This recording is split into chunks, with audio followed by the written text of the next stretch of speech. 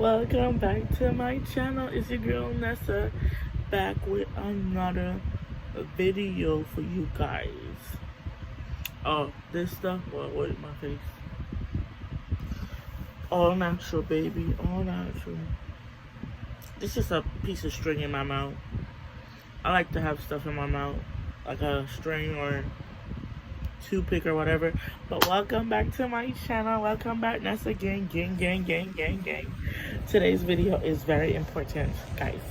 Very important. I'm gonna tell you when again. Very important. So I was just looking around. I know stuff for like, some I'm gonna get to be personal with you guys because I never be personal with you guys. So I said, let me tell you guys a story of how I overcome my situation and everything. So I'm gonna tell you guys how I survived my 3 suicide attempts and tell you what happened, how it lead me to get there from this point, that point, and every point, and tell you what happened and how I survived it and if you can relate or not. So let's get into the video. So what happened to that, they find out and then they moved me from her situation to another situation. The other situation was actually healthy, kind, good. When I was finally adopted, I was so excited. That's why I moved to Florida. I did live in Florida. It was fun, but because I finally have parents, because my real parents died when I was a baby. My real mom died when I was a baby, and my dad, I never met my dad. I don't know my dad. He was not in the picture. So after I finally got adopted, I was so excited. So my adopted parents live in Florida, so we moved to Florida. I was so happy. I was like kaput. I was like, oh my God, I finally have mom and dad. But God hold it be, that didn't last too long, because after that my adopted mom got hit by a drunk driver and it broke my heart. So that was suicide number 2, and that was like, she died, and I was like, I didn't talk to nobody. I was like completely, that's when my therapy journey started too, because I was like, I was so quiet and I didn't want to talk to nobody. Everybody grieving their way, but my grieving was I didn't say shit. I didn't say nothing. I didn't cry. I was not crying. I was not showing no emotions. I was like dead ass. My face was like blank, like completely blank. And then that point when she died, I wanted like drown myself, like totally drown myself. That mean I went in the tub. Back when I was living in Florida, there was a tub in the bathroom, and I fill it with some water, and I get in the tub and I like put my, not gonna go in more details. It was just water involved type. But somebody saw me,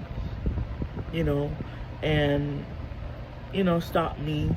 And then my dad, he was the one that was very serious for him, so he actually called the police on me.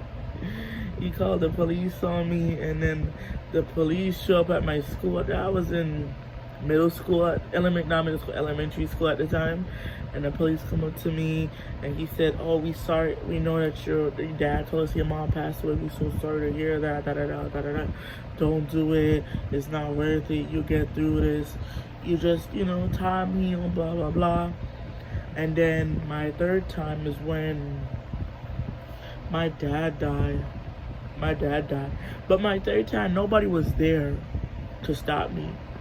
So I could have go through it, but then somebody when my dad died, he died from cancer. I think it was cancer. Because he had like some tube stuff on his chest. So nobody was there to stab me. This time it was like, I really could do it. But when I was about to do it, something just, I don't know, somewhere out of the blue, something just stopped me, and I couldn't like go through with it. I think somebody just stopped me and said, don't do it. You should not do it. You got a life to live, So I didn't do it. But I really want to, because At that time, my life was very fucked up because I come to the conclusion that everybody that I ever loved died. I'm just I'm just here by myself. I have no one to rely on. There's nobody. It's just me. So it's just me, myself, and I and God. Basically, in the end, I don't have nobody to rely on. It's just myself. So I just come to term that I'm just gonna be by myself, and just I don't be by myself, but you know what I mean by yourself. Like I just suffer. I don't suffer the pain, but I just that's where my depression and anxiety start out more, and then I just go to more therapy and just get like psychic evaluation and stuff just to keep my mind up to date. Because then when it hit very hard, I do want to like end it. I don't feel like I want to be, I don't want to go through it no more. So I'm really grateful that those people back then who stop and then talk to me. Really grateful. I said suicide is not it's like an easy way to get up, but sometimes you just need someone to talk to, and that person will reassure you that it's okay, and you make your mind from there. So that was my end result. I'm not happy. I'm not gonna say I'm happy. I'm not happy. I'm okay. I would not describe myself as a happy person. I describe myself as an okay person because I'm grateful that I didn't go through everything. I'm grateful that everything I went through, I'm still here. So I say I'm just okay person. I'm not gonna say I'm a happy person because happy means you're happy, and I'm not happy. I'm not a happy person. So I just say I'm a grateful person. I don't like the word happy. Like, oh, you should be happy. No, I don't like the word happy. I'm grateful that I'm okay. I'm grateful I made it. I'm alive. But suicide is not the way out, guys. If you are suffering from it, talk to someone. That person will assure you that it's okay to be where you are. Okay. If you like this video, comment, subscribe, and I'll see you next time. Bye. So guys, first one, okay, so back to what I was telling about how I survived my 3 suicide attempts. So the first suicide attempt happened like way back then when I was like very young, very young. I was growing up. My childhood is not like perfect as ever. Some people's childhood is not perfect. When I was growing up, everybody I love died. Everybody I love died. Like grandma died, mom died, everybody's died. So at the time after my grandma died, I was adopted, but not really adopted officially. So I was living with somebody, like say the person who adopted me, I was living with one of their relatives, and she physically, mentally, emotionally, everything you could think out of your mind, abused me. She abused me physically, mentally, but she didn't abuse me sexually. She was a woman. I know maybe that could happen too, but it was mentally, physically. It was just like when you're Jamaican people, they hit you with anything. Iron. I got hit with an iron. I got hit with a maca stick. I got hit with a belt buckle. I got hit with like mad shit.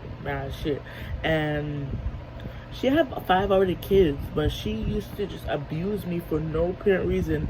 If I was like doing my laundry, I was washing my clothes, she used to just beat me, and she just dumped my clothes out on the ground, and she was like, go wash them, they dirty, they're not clean.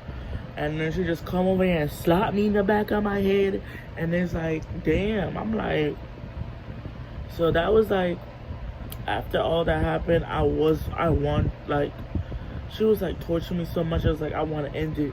But Lucky said, when I was about to end it, somebody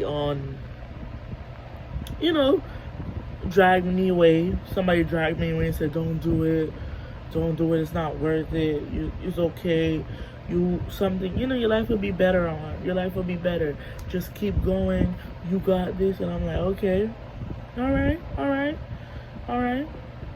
I listened, they motivate me, they was like, I was about to do it, I got the way I was gonna do it is we have, I don't know, it was like, people, you take something that you were just gonna, do it. I wasn't about to take something. I'm not gonna go into the killing details, but I was about to take something and somebody just stopped me. And I just burst down in tears and I was crying. I was really about to do it.